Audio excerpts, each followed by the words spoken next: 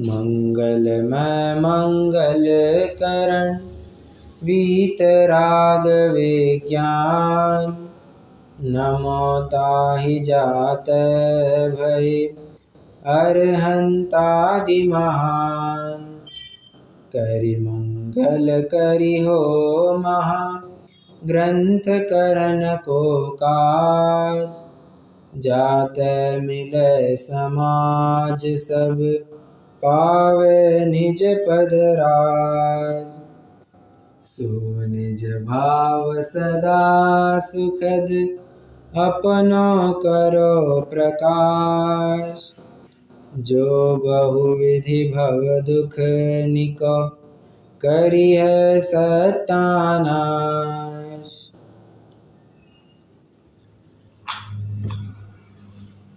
जीव एक बहुत बड़ी भूल करता है, फिर कोई भी व्यक्ति क्यों ना हो, मैं भी उस कैटेगरी में कहीं ना कहीं आ ही जाता हूँ। हाँ, वर्तमान को छोड़ कर के भूत और भविष्य का ज़्यादा आनंद लेता है। हाँ, भूतकाल में हुई बातों का अनेक प्रकार से विचार करता है। क्या कितने अच्छे दिन थे, कैसा चल रहा था, बहुत अच्छा हो रहा था। या उल्टा भी ले सकते हैं, कितने खराब दिन गए हैं, कैसे तो दिन निकाले हैं, क्या तो किया है, इतनी गरीबी थी, इतनी गंदगी थी। हर प्रकार से पॉजिटिव भी हो सकता है, नेगेटिव भी हो सकता है। अब भविष्य के बारे में भी वैसे ही विचार करता है, क्या ऐसा होगा, मैं ये करूँगा तो वो होगा, उसके बाद ये करूँगा, उसके बाद वो करूँगा, एक के बाद एक, एक के बाद एक, एक के बाद एक। मैं इतना बड़ा होऊंगा, उसके बाद कमाने लगूंगा, कमाने के बाद मेरी एक अच्छी बीवी होगी, मेरे 2 बच्चे होंगे, उसके एक बहुत बड़ा बंगला होगा, एक बहुत बड़ी गाड़ी होगी, समाज में प्रतिष्ठा होगी। ये भविष्य की बातें सोचने लगता है। भविष्य में सोचते सोचते सोचते वो भूल का क्या करता है कि वर्तमान का आनंद ही लेना भूल जाता है। वर्तमान में जो उसके सामने है वो तो छोड़ देता है और भविष्य में ही रममान हो जाता है। और ये हर एक व्यक्ति की गलती होती है, हर एक व्यक्ति की। और फिर चाहे वो लौकिक मार्ग में हो या पारलौकिक मार्ग में हो, हर प्रकार से लगा लेना। लौकिक मार्ग का मैंने आपको उदाहरण दे ही दिया, पारलौकिक मार्ग में भी आप समझ लेना। कोई व्यक्ति विचार करता है कि अभी थोड़ा व्रत संयम पाल लो तो भविष्य में अच्छा पुण्य का उदय होगा, अच्छा पुण्य बंद होगा अभी तो भविष्य में पुण्य का उदय फलेगा, तुम्हारे साता का उदय आएगा। अभी थोड़ा सा ब्रह्मचर्य से रहो तो भविष्य, अभी 1 से ब्रह्मचर्य पालो, भविष्य में 1 नहीं कम से कम 32 मिलेंगी ही मिलेंगी। जानते हैं ना, भवनवासी के भी सबसे जिसके 10,000 वर्ष की आयु है उसके भी कम से कम 32 देवांगनाएं होती है। अरे तो 1 के साथ ब्रह्मचर्य पालो, कम से कम 32 मिलेगी। और एक्सट्रीम में कहे तो क्या, फिर संख्या की तो कुछ बात ही नहीं है, बराबर।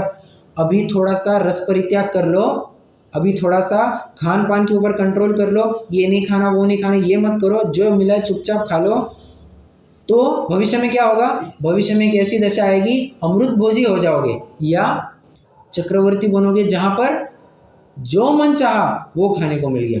अब जानते हैं ना चक्रवर्ती का कैसा होता है, उसकी होती है 365 रसोइयों की टीम।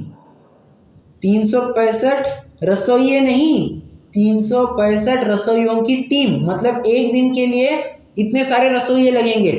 और जो आज जिस टीम ने आज काम किया है 364 डेज छुट्टी मनाओ, घर जाना है, जो करने करो। आज क्या है, आज 31 जनवरी है, बराबर। आज जिसने काम किया वो अगले 31 जनवरी 2026 को ही फिर से काम पर आएगी।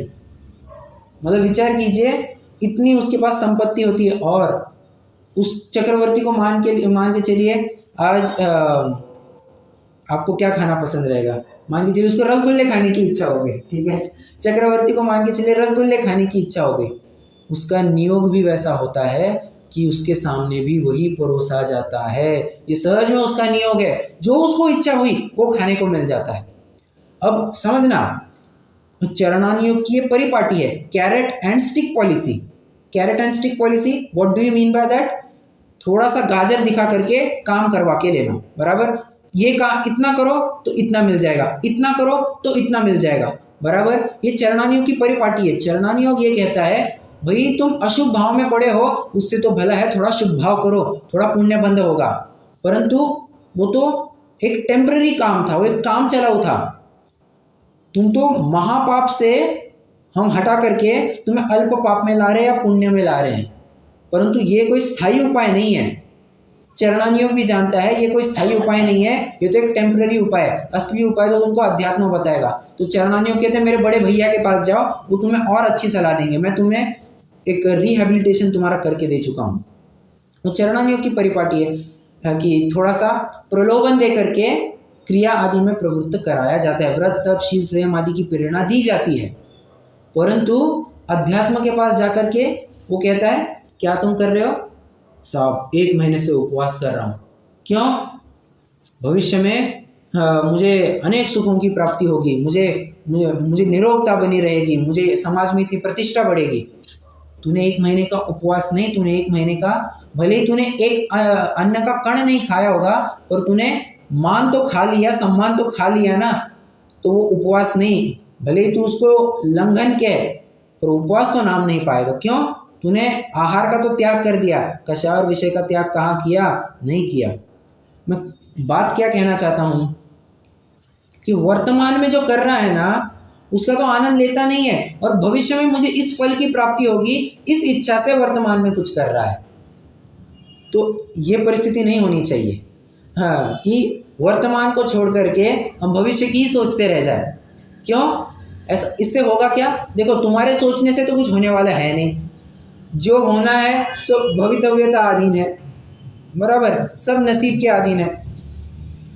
अब तुम सोच सोच करके सिर्फ हाइपोथेटिकली अज्यूम कर रहे हो कि ऐसा होगा, कहते हैं ना दिवा स्वप्न दिखता है, डे ड्रीमिंग करता है, बस वैसा हो रहा है तेरा, और कुछ नहीं। और होता क्या है, अभी एक अपेक्षा बना करके रखता है कि ऐसा सब कुछ होगा, बराबर, ऐसा सब कुछ होगा, अच्छा अच्छा होगा एकदम। और जब उस समय आ जाता है, उसने सोचा था कि 1 साल बाद ऐसा ऐसा होगा, और जब वो 1 साल पूरा होने को आता है तो वो सोचता है कि मैंने क्या विचार किया था 1 साल पहले और आज हो क्या रहा है।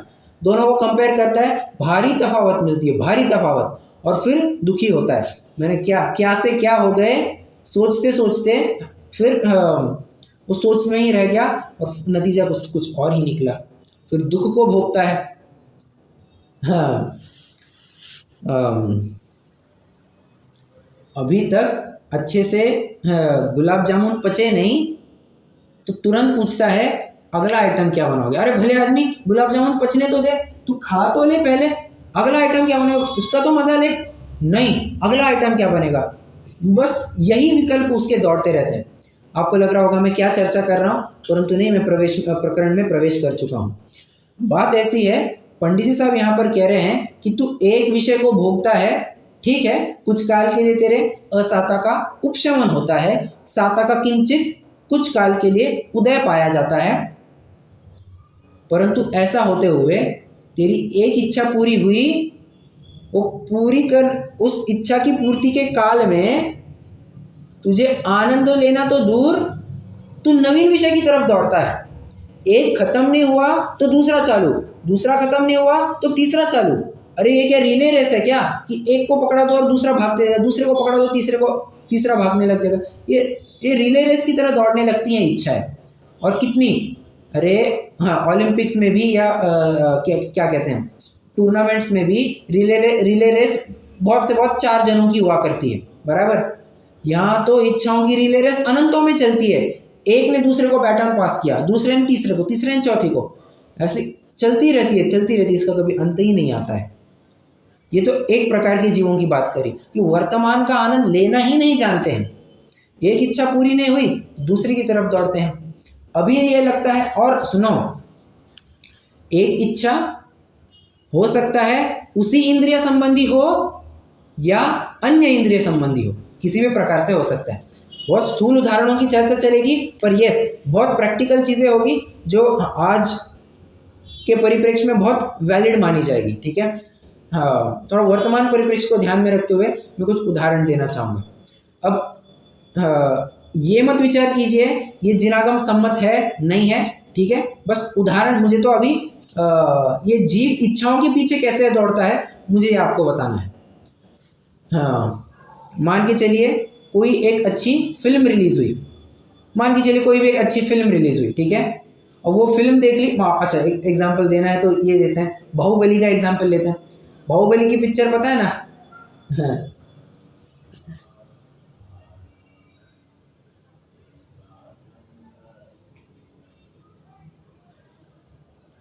नहीं पता?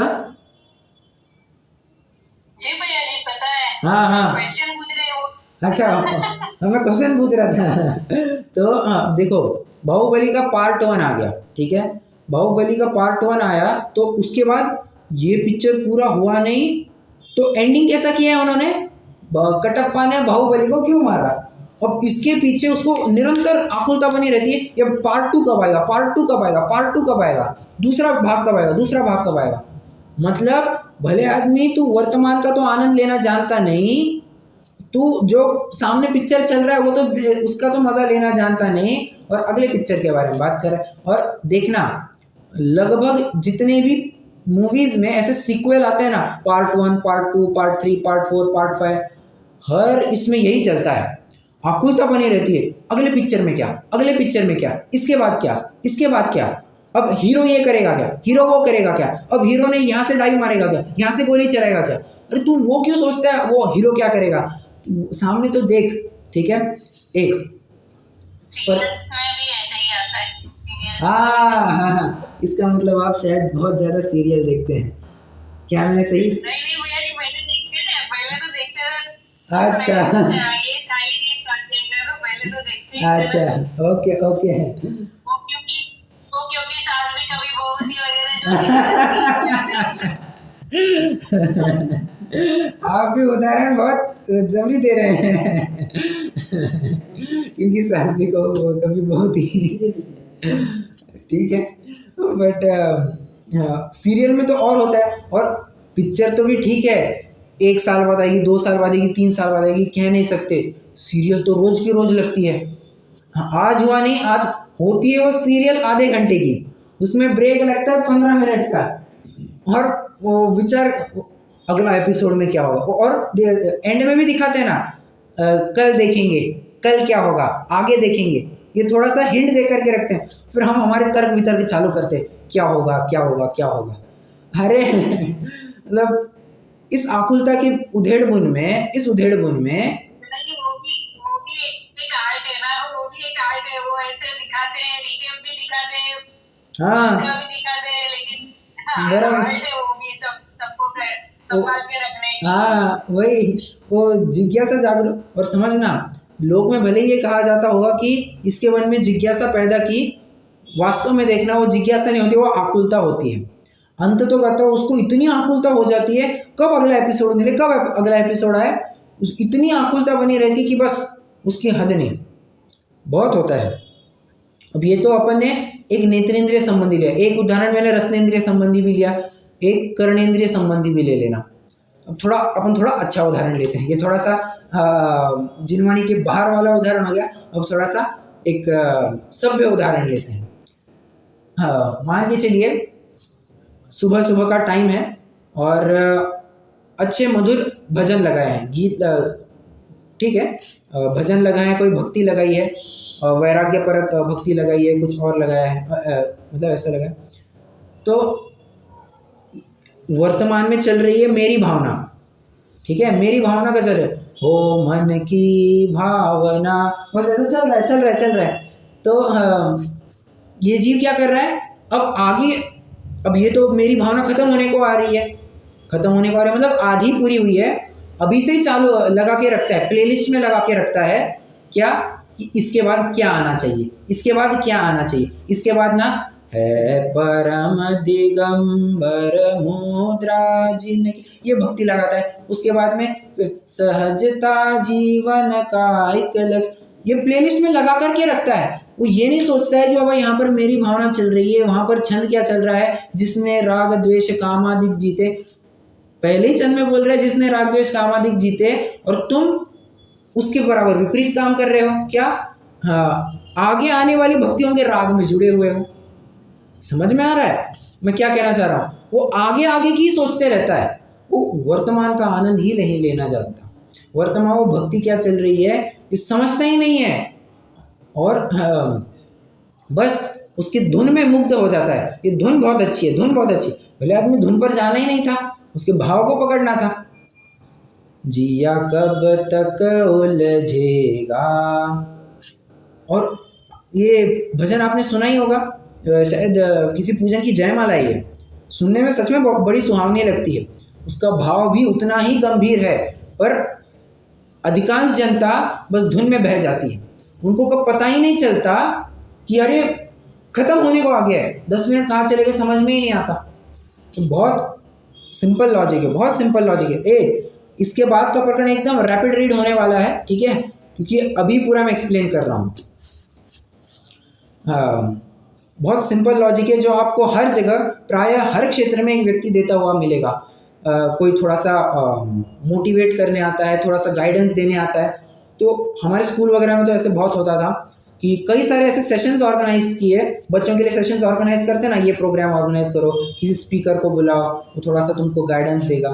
तो ऐसे के रूप में कई सारे स्पीकर्स हैं। हाँ, बहुत सारे जिन्होंने एक बात तो खुल करके कही, क्या कि जब भी जो काम कर रहे हो उस काम पर फोकस करो। खाना खा रहे हो, खाने पर फोकस करो। पढ़ाई कर रहे हो, पढ़ाई पर फोकस करो। काम कर रहे हो, काम पर फोकस करो। अच्छा, किसी के साथ बात कर रहे हो तो बात करने पर फोकस करो। हाँ, मतलब कह रहे हैं इसके बाद ये भी करना है। मान के चलिए व्यायाम कर रहा है, व्यायाम कर रहा है, हाथ घुमा रहा है, अरे आज सुबह तो अभी काम है, क्या करना है अभी, इसके बाद तो नहाना है, इसके बाद नाश्ता करना है, ओहो नाश्ते के बाद ऑफिस जाना है, ऑफिस में ये सारा काम है। अरे सूर्य नमस्कार इसके 10 हो भी गए, 10 सूर्य नमस्कार इसके हो गए पढ़ाई करते अपना व्यायाम करते करते, और पता ही नहीं चला उसको कि ये इतना टाइम हो गया है।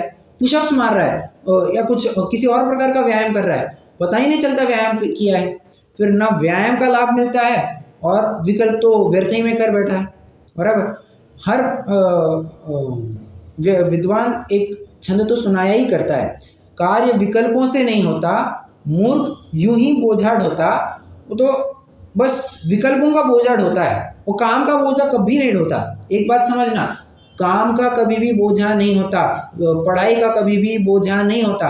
बोझा होता है तो अपनी इच्छाओं का, वो अपने विकल्पों का, उस अपेक्षा का कि मैं ये काम करूंगा, सामने वाला इस पे कैसा रिएक्ट करेगा, या ये काम सक्सेसफुल होगा नहीं होगा, इस विकल्प का बोझ होता है। कभी भी बोझ काम का या पढ़ाई का या किसी भी और बात का नहीं हुआ करता, ठीक है। वो तो भविष्य की एक आशंका बनी रहती है, what will happen, what next, और इसी के चक्कर में वो चलते रहता है। वर्तमान का आनंद लेना जानता नहीं, एक विषय हुआ नहीं तो दूसरे विषय में झपट्टे मारता है। कुछ दिनों पहले एक शब्द चल पड़ा ऐसा, नाना विषयों में झपट्टे मारता है, एक विषय से दूसरे विषय में दूसरे, जैसे बंदर एक पेड़ से दूसरे पेड़ पे, दूसरे पेड़ से तीसरे पेड़ पे छलांग लगाता है और रुकता ही नहीं है।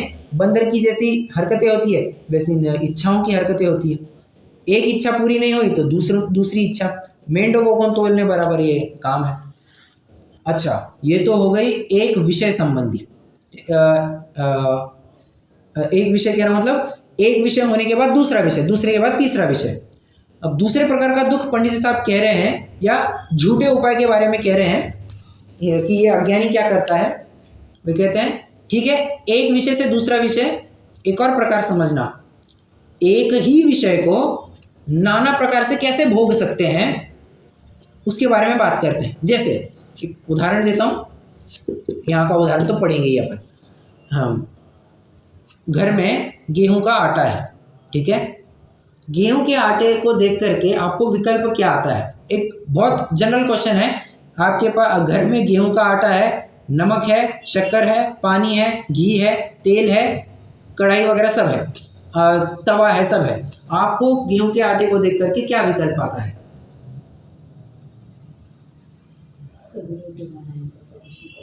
इतने दिन और चलेगा। अच्छा, ये कितने दिन और चलेगा, ओके ताकि नया आटा बना ले। देखो ये भी एक प्रकार का दुख है यार, ये कितने दिन आटा चलेगा, नया आटा पिसवाना। भले आदमी है उसको तो खत्म करो, बाद की बाद में देखें, 1-2 दिन पहले ठीक है विचार कर सकते हैं प्लानिंग के हिसाब से, पर तू अभी आटा बनाए, अरे अगला आटा कब बनाने, ये कब खत्म होगा, छोड़ो ना। ये भी एक प्रकार का दुख होता है। प्राय माता बहनों को ये बड़ी समस्या बनी रहती है, क्या करना है क्या नहीं करना है। तो अच्छा, गेहूं का आटा सिर्फ नहीं, सब जो भी पन्नी हाथ में आएगी, जो भी चीज हाथ में आएगी, गेहूं, चोखे, चावल, मिक्स चावल, दाल, जो भी हाथ में आएगा तो वही सोचते हैं ना, और हाँ कितना दिन चलेगा ये। बराबर, वही वही चलता है। और एक बार नहीं, ये बार बार, जितनी बार वो शीशी या वो डब्बा जब जब भी हाथ में लेते तो वो विकल्प आता है। सब्जियां भी लेते हैं तो वैसे ही होता है ना, हाँ कितने दिन चलेगी, बराबर तो बराबर, वही होता है, वैसा ही होता है। हर घर घर घर की कहानी है, कुछ अलग है ही नहीं उसमें। तो अच्छा, मैं तो ये उदाहरण मैं कुछ और देना चाहता हूँ। गेहूं का आटा देख करके माँ को लगता है चलो यार सबको रोटी बनानी है। बहन को विकल्प आता है कि आज थोड़ा सा फ्री है तो थोड़ा सा हलवा बना देते हैं। दादी को विकल्प आता है बहुत दिनों से आज कुछ और बनाया नहीं, थोड़ी सी पराठे तल देते हैं, तो कुछ और बन गया। मतलब ना एक ही विषय है, आटा वही का वही है। हाँ, अलग अलग व्यक्तियों को, अलग अलग खोपड़ियों की अलग अलग दिमाग चलते हैं। कुछ और सोचता है, कोई और सोचता है। हाँ, किसी को लगता है इसका हलवा बन जाए, किसी को लगता है इसके पूड़ी बन जाए, किसी को बनता है इसका पराठा बन जाए, किसी को लगता है इसका कुछ और बन जाए, किसी को लगता है गुलाब जामुन के लिए प्रयोग में लाए, किसी को लगता है नहीं नहीं नहीं इसका कुछ और भी बन सकता है। मतलब नाना प्रकार के लोग हैं। नाना जीवा नाना कम्मम नाना विहम हवे लद्य। हाँ बोलिए। मैं तो बोल रही हूँ कि लड्डू बन जाए। हाँ लड्डू बन जाए, बराबर, लड्डू बन जाए, बराबर, वो भी हो सकता है। मतलब कहते हैं, पंडित साहब कह रहे हैं विषय वही का वही है, नाना प्रकार से उसका भोग करना चाहता है।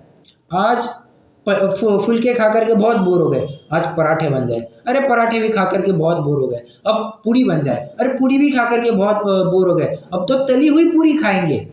हाँ, आज कुछ और बन जाए, केले की वही वही केले की सब्जी क्या खाना, कभी उसकी कच्ची दाबेली बनाओ, कभी उसके समोसे बनाओ, कभी उसके केले के पकोड़े बनाओ, नाना प्रकार से। कभी केले और मटर को मिक्स करके बनाओ, कभी केले की मिक्स सब्जी बनाओ। नाना प्रकार के विकल्प करते रहता है। तो एक ही विषय को अनेक अनेक प्रकार से भोगना चाहता है। ये भी इसका दुख है, ये भी इसका दुख बता रहे हैं। और हाँ, ये सिर्फ बताने पूरता नहीं है, ये अनुभव करना है। क्या हाँ, ये सब होता है, हाँ होता है होता है होता है होता है कह करके एक्सेप्ट नहीं करना है, तो होता है ऐसा कह करके इसमें कैसे बदलाव ला सकते हैं इसके बारे में विचार करना है। हाँ ठीक है ना, गलती हो रही है, अरे सिर्फ इतना एक्सेप्ट नहीं करना है। पंडित साहब कह रहे हैं सिर्फ इतना एक्सेप्ट मत करो, हम तुम्हें बता रहे हैं तो मानो।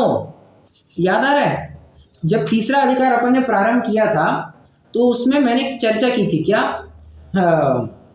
उसमें एक चार्ट भी बनवाया था मैंने। सबसे पहले ये जीव दुखी है ये बताएंगे, और निहित है उसमें कि हम उसकी प्रतीति कर, सामने वाले को उसकी प्रतीति होनी चाहिए।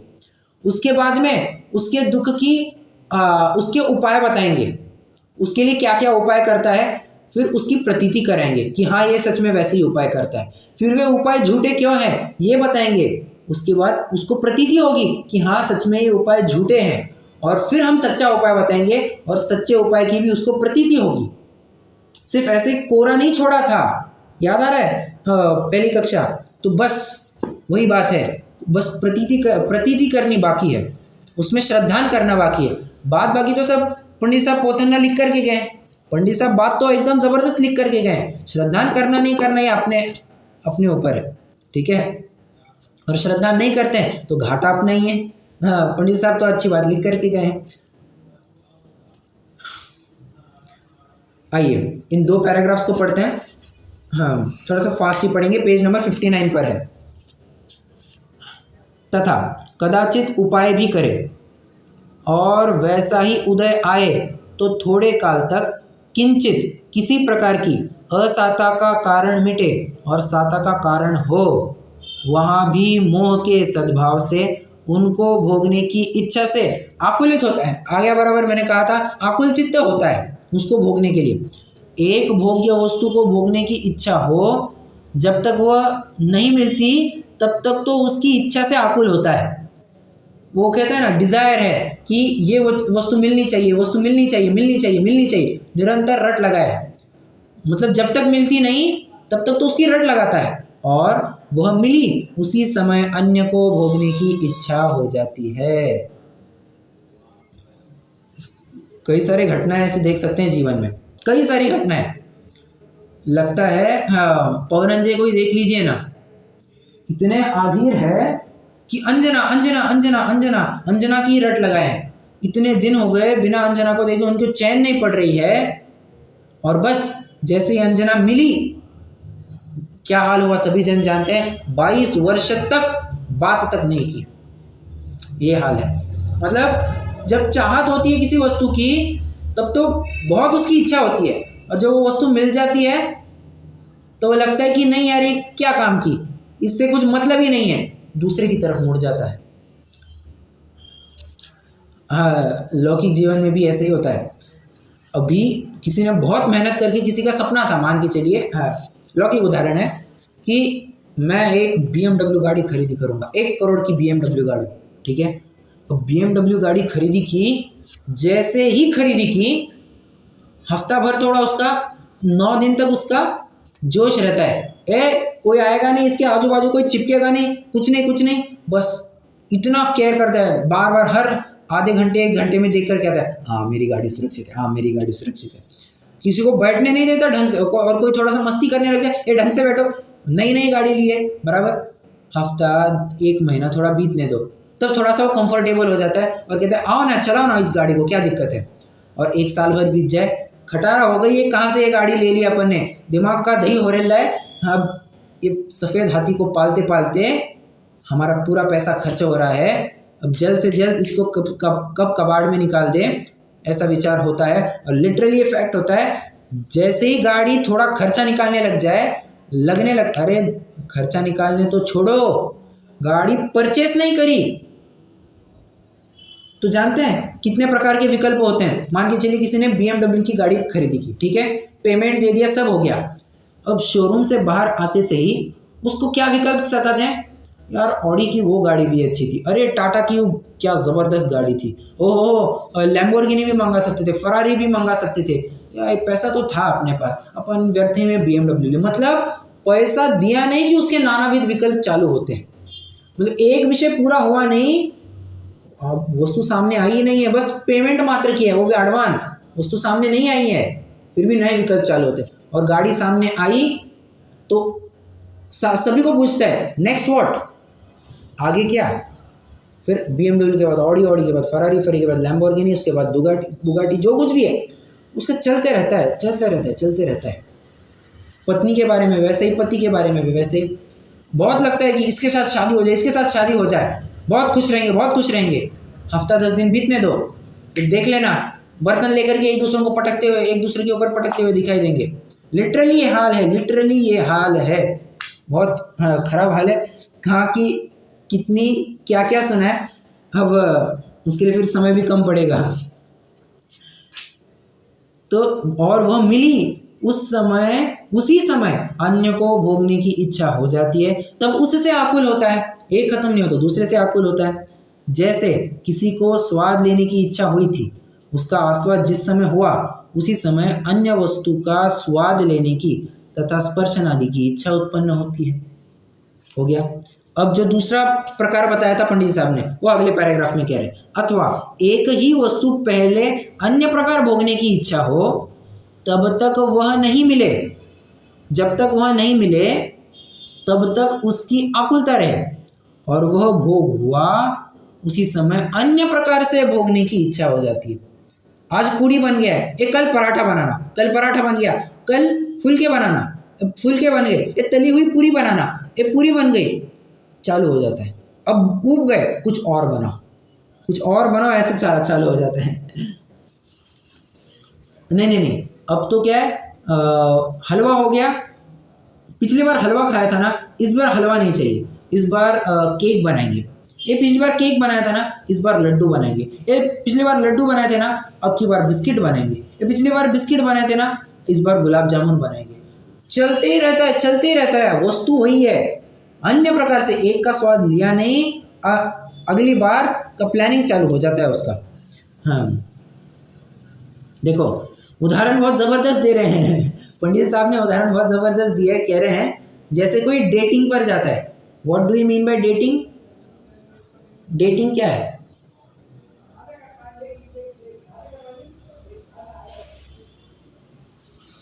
We can call it as courtship. हाँ है, ये लड़का लड़की जब आपस में मिलते हैं तो एक प्रकार से कहा जाता है, और लड़का लड़की जब स्वयं एक दूसरों को चुनते हैं तब कहा जाता है कि मैं उसके साथ डेट पर जा रहा हूँ या डेट पर जा रही हूँ, बराबर।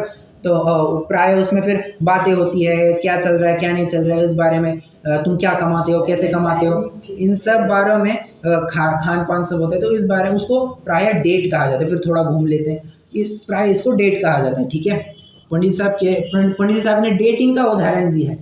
कह रहे हैं जैसे मान के चलिए किसी लड़की को देखा, एक लड़की को देखा तो ऐसा लगा, क्या लगा, क्या लगा, क्या साहब, यार इसको देखते रह बनता है, इसको बस देखने का मन करता है। अब बस देखते ही रह गए, यार इसके साथ बात भी करना मनता है। तो बात करने के लिए क्या करेगा, उसका जैसा भी फ्रेंड सर्कल होगा वो जहाँ पर भी खड़ी रहेगी, आसपास भी हम थोड़ा मंडराने की कोशिश करेंगे। मतलब उदाहरण दे रहे हैं पंडित साहब, ठीक है। और जैसे वहाँ थोड़ा मंडराने लग गए तो उसके फ्रेंड सर्कल के साथ थोड़ा सा कांटेक्ट बनाया कि थोड़ा सा उसके साथ सेटिंग बनानी है। तो सेटिंग लग गई तो फिर धीरे धीरे पार्टीज फंक्शन जहाँ पर भी वो जाएगी या वो जाएगा, लड़की की अपेक्षा लड़का लगाना, लड़का की अपेक्षा लड़की लगा लेना, ठीक है। तो जहाँ वो जाएगी उसका पीछा करना, फिर तो हाय हेलो के माध्यम से थोड़ी बात करना, फिर बात करते करते वो इंटरैक्शन नहीं इंटरैक्शंस हो जाते हैं। Interaction and interactions, what is the difference? Volume of activity वो बढ़ जाती है। मतलब एक बार बात की फिर अब बार बार बात करेंगे, हाँ ठीक है। अब बार बार बात की तो ऐसा लगता है बार बार साथ बने रहे, फिर साथ बने रहे, फिर ऐसा लगता है कि इसके साथ शादी कर ली, फिर शादी करने के बाद ऐसा लगता है इसके साथ भोग भोग, इसके साथ रमण करे, फिर एक प्रकार से नहीं अनेक प्रकार से इसके साथ रमण करे। और आप कह रहे हैं ये ऐसी कैसी गंदी बात कर रहे हैं, पंडित साहब ने ऐसा उदाहरण दिया है। और पंडित साहब को एक उदाहरण कोई ऐसा ही फर्जी नहीं है। काम सूत्र आदि जितने भी ग्रंथ लिखे गए हैं अन्य मतियों ने, या श्रृंगार रस जितना भी भर रखा है, ये सब क्या है, ये इसी की तो बात करता है पूरा। समझ में आ रहा है? जानते हैं ना, बहुत अश्लील साहित्य लिखा गया है बाकियों ने, कुकवियों ने इतना अश्लील साहित्य लिखा है। वहाँ पर लिटरली ऐसा लिखा है किसी स्त्री को कैसे भोगना, क्या भोगना, उसके एक एक ऑर्गन के को कैसे भोगा जाता है, शंकर ने पार्वती को कैसे भोगा, इन सब का वर्णन करते हैं। मतलब इतना अश्लील वर्णन, और भगवान की देशना है ऐसा मान करके पढ़ाते हैं। मतलब विचार करना कितनी विचित्रता है, बहुत विचित्रता है। हाँ, अब आप कंपेयर कीजिए उनके ग्रंथ कैसे पूरे राग द्वेष पोषक और हमारे ग्रंथ कैसे पूरे वितरागता पोषक, ठीक है। यहाँ पर भले ही हमारे ऐसे उदाहरण दिए हैं, परंतु ये उदाहरण देने का प्रयोजन था तुम इससे विरक्त हो जाओ, वहां पर उदाहरण देने का प्रयोजन था तुम इसमें अनुरक्त हो जाओ। उसमें प्रवृत्ति कराना उनका प्रयोजन है, यहाँ उससे निवृत्ति कराना प्रयोजन है, ठीक है। प्रयोजन में बहुत फर्क है। देखिए, जैसे स्त्री को देखना चाहता था, ठीक है, जिस समय अवलोकन हुआ उसी समय रमण करने की इच्छा होती है, तथा ऐसे भोग भोगते हुए भी उनके अन्य उपाय करने की आकुलता होती है, तो उन्हें छोड़कर अन्य उपाय करने में लग जाता है। वहाँ अनेक प्रकार की आकुलता होती है। हाँ, ये लैला मजनूगिरी करते करते लोगों की आधी जिंदगी बर्बाद हो जाती है। लिटरली आधी जिंदगी बर्बाद हो जाती है। ये उस लड़की को पटाना है, जिंदगी में ध्येय क्या रखा है, लड़की को पटाना, लड़के को पटाना, किसी लड़के से शादी करना। हाँ, महापुरुषों ने कहा है जिनका ध्येय इतना ऊंचा होता है कि बस ये लड़की मिल जाए तो मेरा काम हो जाएगा, their life is not worth living. मतलब तुम नहीं जिए तो भी चलेगा, तुम्हारा जीना मरना एक ही के बराबर है। तुम वैसे ही मरे दिल हो, तुम जिंदा थे ही कब? हाँ, मरना तो उनका होता है जो जिंदा दिली होते हैं, जो पहले से ही मरे हुए होते हैं। उनका मरना क्या मायने रखता है? कुछ भी तो मायने नहीं रखता। तुमने ध्येय इतना छोटा बांध रखा है कि तुम उसके आगे तुम्हें कुछ सूझता नहीं है। उसके तुम्हारे माता पिता दिखते नहीं है, तुम्हारे भाई बंधु दिखते नहीं है, तुम्हें समाज दिखता नहीं, तुम्हारा अपना धर्म दिखता नहीं है। बस एक विषय के पीछे तुम लगे रहते हो, और फिर वो विषय स्त्री हो सकता है, पुरुष हो सकता है, धन हो सकता है, कुछ भी हो सकता है, मान सम्मान प्रतिष्ठा कुछ भी हो सकता है। जिसकी उसको चाहत है तो उस चाहत के पीछे सब कुछ भुलाने को तैयार हो जाता है। ऐसा है। अब देखो, धन के उपाय में थोड़ी बात करते हैं। ये थोड़ी विषयों की बात की, अब थोड़ी धन के बारे में बात करते हैं। धन के बारे में क्या बात करते हैं?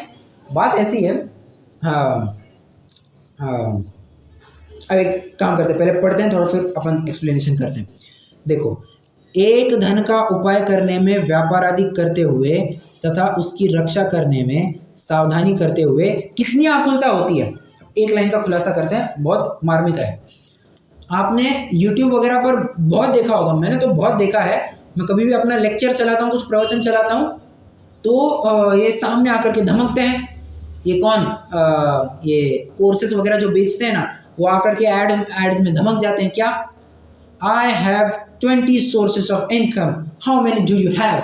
थोड़ा सा अंग्रेजी झाड़ते हैं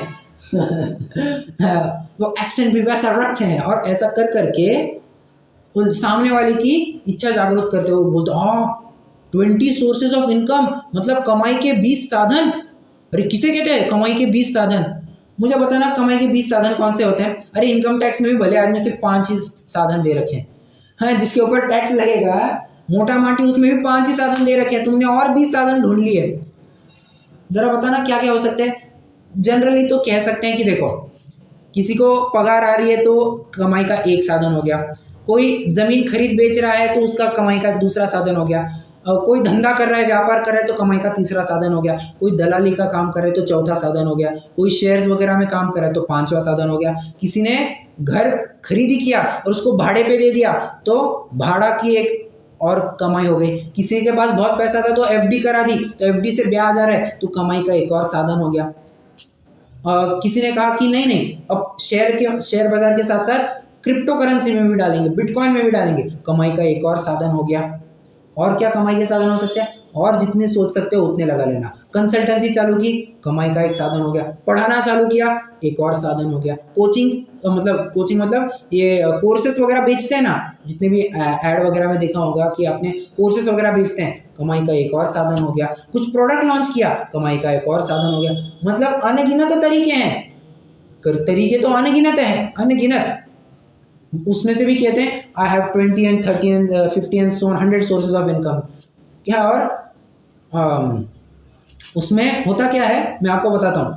आकुलता इतनी बनी रहती है अच्छा, इतने सोर्सेज ऑफ इनकम बनाए रखने का प्रयोजन क्या है?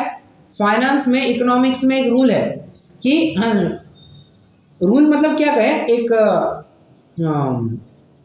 एक बात जनरली डिस्कस की जाती है कि you should never have one source of income. कभी भी एक साधन नहीं होना चाहिए तुम्हारी कमाई का। क्यों? अगर वो बंद पड़ गया तुम्हारी आजीविका बंद पड़ जाएगी। तो ऐसे के लिए तुम्हारे पास कम से कम 2 साधन तो होने चाहिए, ऐसा इकोनॉमिक्स का रूल है। रूल मतलब ऐसा उसमें थियरीज में बताया जाता है। और दो से ज्यादा फिर कितने ही चलते जाते हैं। अब विचार कीजिए, ये दर्शाता क्या है? आकुलता दिखाती है कि अरे मेरा एक कमाई का साधन बंद हो जाएगा तो दूसरा तो चालू रहना चाहिए ना, दूसरा भी बंद हो जाएगा तो तीसरा तो चालू रहना चाहिए ना, तीसरा भी बंद हो गया तो बाकी के चलते रहने चाहिए ना। बस इसी आकुलता के पीछे वो इतने सोर्सेस ऑफ इनकम बनाता है। 1 2 उसकी रक्षा करने के लिए वो नित नवीन प्रयास करता है। प्रश्न है मेरा, which is the safest mode of investment today? Which is the safest mode? हमारी माता जी ने कहा सोना खरीदी करो, सोना चांदी खरीदी करो। आपका क्या कहना है? आपका क्या कहना है? सोना भी तो चोरी हो सकता है, तो सेफेस्ट इन्वेस्टमेंट तो ओके, आपने कहा सोना चोरी हो सकता है तो सोना तो सेफ इन्वेस्टमेंट कहलाना थोड़ा सा ठीक नहीं रहेगा। क्यों कहा? सोना कहीं डिपॉजिट भी कर दे तो चोरी होने का डर तो बना ही रहता है। ठीक है, एक और बताइए। सोना तो सोना एलिमिनेट हो गया, सोना चांदी। और बोलिए।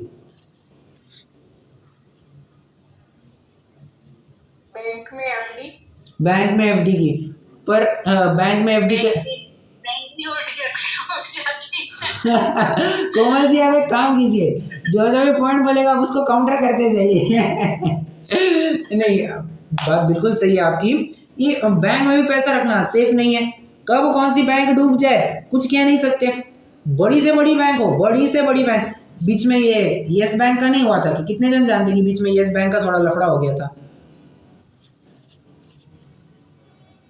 जी भैया जी, कितने 2-3 बैंक में हो गया ये है अलग अलग। हाँ, येस बैंक का कैसा थोड़ा बहुत प्रचलित है, तो उसके बारे में बात करते हैं। येस बैंक का हो गया, आईसीआईसीआई बैंक का हो गया, और बड़ी बड़ी बैंकें थी। वो तो कोऑपरेटिव बैंक है, बट ठीक है, जो सर्वमान्य है, फेमस है, ऐसे बड़ी बड़ी बैंकों में फ्रॉड वगैरह होते हैं, तो बैंकों में पैसा रखना सेफ नहीं। अच्छा, और बताइए, और क्या सेफ मोड हो सकता है?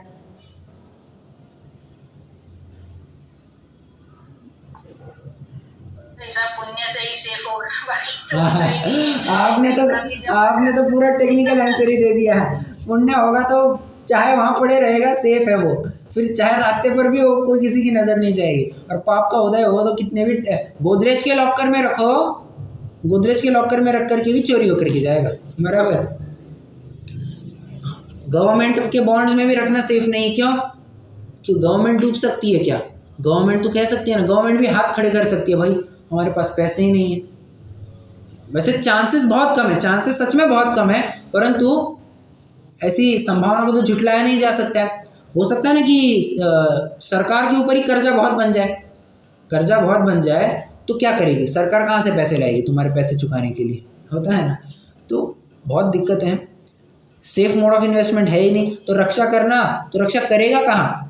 रक्षा करने के साधनों को ढूंढने में और दिक्कत यहाँ रखे। और इन्वेस्टमेंट, शेयर मार्केट तो छोड़ ही दो, शेयर मार्केट तो बोलने की बात ही नहीं है। कब तुम्हारा पूरा का पूरा पैसा डूब जाएगा, कब, या तुम्हारा पूरा का पूरा पैसा आबाद हो जाएगा, या तो पूरा बर्बाद होगा या पूरा आबाद होगा, कुछ कह नहीं सकते हैं। ऐसी तो दिक्कत है शेयर मार्केट। शेयर मार्केट तो और समझो कि जमीन वगैरह में इन्वेस्ट करेंगे, लेकिन उसका मेंटेनेंस का खर्चा ही अपने को इन्वेस्टमेंट से ज्यादा हो जाता है कभी कभी। वैसे हो सकता है लैंड वगैरह की बात है, अरे लैंड की बात कही, लैंड में या जमीन वगैरह की दिक्कत ये है, खरीद तो लेते हैं पर अतिक्रमण की दिक्कतें होती है। कोई आकर के अतिक्रमण कर जाएगा, बाजू वाला अपने प्रॉपर्टी में हिस्सा लेने लग जाएगा, अपनी जमीन खींच करके लेने लग जाएगा, कोई आकर के अतिक्रमण कर जाएगा, किसी गुंडे ने उसका पोजीशन ले लिया होगा, क्या कह सकते हैं, किए कराया पूरा वेस्ट हो जाता है। और लैंड में तो सबसे ज़्यादा यही दिक्कत होती है। मतलब क्या करें, क्या करें, ऐसी बात है।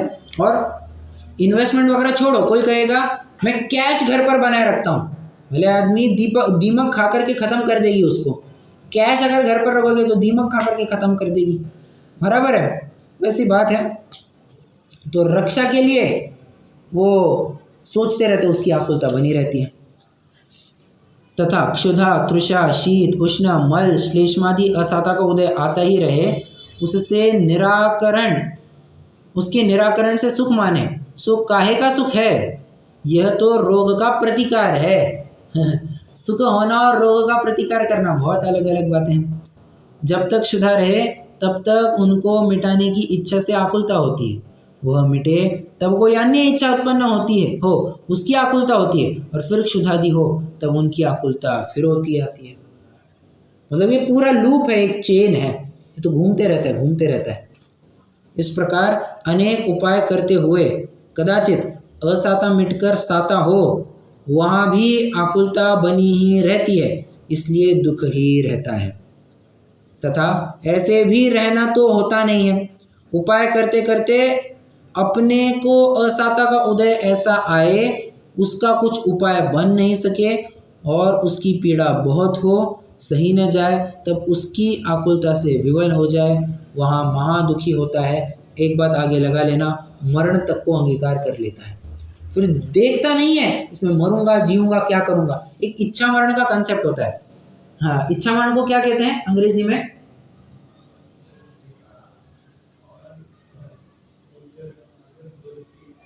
मुझे वो याद नहीं आ रहा है, इच्छा मरण को क्या कहते हैं अंग्रेजी में?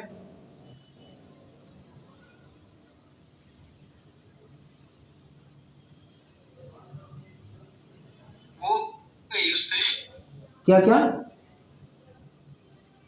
यूथनेशिया ऐसा कुछ बोलते हैं उसको। अरे मतलब रिक्वेस्ट से ओके, यूथनेशिया ऐसा कुछ वर्ड। अच्छा एक मिनट तुरंत चेक कर लेते मतलब हैं। यू वांट, हाँ हाँ यू हाँ, कैन चूज बराबर। To die. यूनेशिया ऐसा कुछ है, euthanasia something like this. Miss कर रहा हूँ। एक मिनट, हाँ। सुसाइड कर लेता है। सुसाइड नहीं, इच्छा मरण और सुसाइड में फर्क है। हाँ, इच्छा मरण और सुसाइड में फर्क है। सुसाइड में तो क्या है, वो मर जाता है, वो इलीगल है। यूथेनेशिया, अच्छा आपने देख करके बताया क्या, यूथेनेशिया, ठीक है। इच्छा मृत्यु, यूथन, देख के नहीं, this is a very common terminology. अच्छा यूथेनेशिया, बड़ी वो होती है ना arguments okay okay okay, different countries, right right, इसलिए बराबर बराबर, some countries they are practising it. Yes yes yes. Foreign में तो ये बहुत प्रचलित है। हम फॉरेन में क्यों प्रचलन में आया है कंसेप्ट, क्योंकि जब भी बुढ़ा टुड्ढा हो जाता है आदमी, कोई देखने, अब देखो वहाँ पर विभक्त कुटुंब पद्धति चलती है, न्यूक्लियर फैमिली कंसेप्ट, बराबर। तो ऐसे में कोई बुढ़ा टुड्ढा हो जाता है, देखने वाले का कौन होता है, कोई देखने वाला होता नहीं है। ऐसे में टट्टी पोटी हो रही है, क्या हो रही है, गंदी नाक बह रही है, पेड़ सब लघवी बह रही है, कौन देखता है। और फिर ऐसे में और पीड़ा इतनी असह्य हो जाती है, एक तो बात करने के लिए कोई नहीं, जो अपना ध्यान रखे ऐसा कोई नहीं, और शरीर की वेदना वो अलग से, मानसिक वेदना वो अलग से। तो ऐसे में वो कहते हैं ना रे बाबा, ऐसी पीड़ा से मरण भला, तो गवर्नमेंट को एक एप्लीकेशन करता है, आप मुझे मार दो, मुझे पीड़ा नहीं सही जा रही, आप मुझे मार दो। हाँ, अगर वो खुद से मर जाए वो सुसाइड कहलाएगा, वो इलीगल है। अगर इच्छा मरण करे तो वो फिर वो लीगल माना जाता है, बराबर। तो इच्छा में ये क्या है, मतलब इतना महादुखी हो गया है, उसको भेद ज्ञान नहीं सूझता, उसको मरण सूझता है। जानते हैं अन्यमति में भी कई कई ये कंसेप्ट आता है कि सामने वाले को बहुत पीड़ा हो रही है, इतनी पीड़ा हो रही है कि आपको वो पीड़ा देखी नहीं जाती, आपको क्या, किसी को भी वो उसकी पीड़ा देखी नहीं जाती, उस व्यक्ति स्वयं को झेल झेल के वो परेशान हो गया है। और ऐसी हालत में अन्यमतियों में ऐसा कंसेप्ट आता है, एक काम करो, गोली लो, उड़ा दो उसको, उसकी आत्मा शांत हो जाएगी। मतलब आदमी तड़प रहा है, उसकी तड़पन को खत्म करने के लिए क्या करना, उसको उड़ा दो, चाकू से भोंक दो, गोली से उड़ा दो, किसी भी प्रकार से उसको मार दो, उसकी आत्मा शांत हो जाएगी। मतलब तड़प तड़प करके मरने से बेहतर है वन शॉट खत्म कर दो, ऐसा उनका कहना है, बराबर। तो सदाशिवदास जी कहते हैं, कितना भी दर्दनाक, कितनी भी दर्दनाक वेदना क्यों ना हो, कितनी भी क्यों ना हो, क्या करना, भेद ज्ञान के अलावा और कोई उपाय नहीं होता है। भेद ज्ञान तुझे सूझता नहीं है और तू ये दवा ला वो दवा ला, उसके बाद कहता है अब जिया नहीं जाता, उड़ा दो मुझे, मार दो, मरना उपाय थोड़ी ना होता है। हाँ, मरना ये कोई उपाय नहीं हुआ करता। तत्व ज्ञान के बल पर मैं भिन्न हूँ, शरीर भिन्न है, ऐसा निर्णय क्यों नहीं करता। जब अलग करना ही है स्वयं को शरीर से, तो जबरदस्ती से क्यों अलग करवाता है। स्व इच्छा से करो, स्व इच्छा से शरीर में रहते हुए उससे राग खत्म करो, तब तो कुछ मजा है। ऐसा सदाशिवदास जी ने बहुत सुंदर शिक्षा लिखी है, ठीक है। बस यही बात है, वो आकुल दुख को देख करके वो बहुत विवल हो जाता है, महादुखी होता है और मरण तक को नहीं गिनता। सो इस संसार में साता का उदय तो किसी पुण्य के उदय से किसी को कदाचित ही पाया जाता है। बहुत जीवों के बहुत काल असाता ही का उदय रहता है, इसलिए उपाय करता है वे झूठे हैं। देखिए ना, असाता का उदय ज़्यादा काल कैसे रहता है। लोक में भी कहावत है, जिंदगी में सुख है राई बराबर, दुख है पहाड़ बराबर। बस बात सिद्ध हो गई। और बताता हूँ, करणानियों की अपेक्षा है। साता वेदनीय के दो बच्चे, साता वेदनीय असाता वेदनीय। साता वेदनीय की, अच्छा मुझे बताइए वेदनीय की उत्कृष्ट स्थिति कितनी, वेदनीय की, हाँ सिर्फ वेदनीय की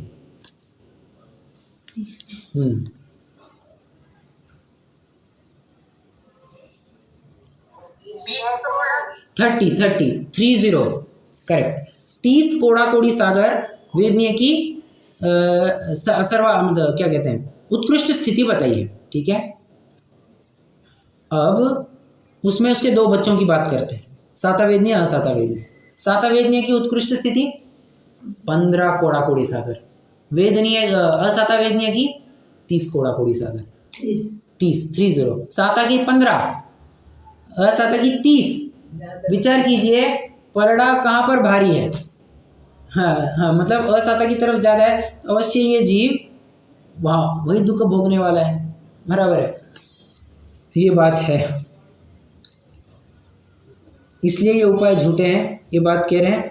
आगे कल कुछ नवीन बिंदु उठाएंगे यहाँ पर। कल प्रकरण चलेगा एक रिलेटिव कंसेप्ट का, एक कंपैरिजन के बारे में कुछ प्रकरण चलेगा, तो उसकी चर्चा आने वाली कक्षा में करेंगे। अभी कोई प्रश्न हो तो पूछ सकते हैं, तो अपन जिन्वाणी स्तुति करेंगे।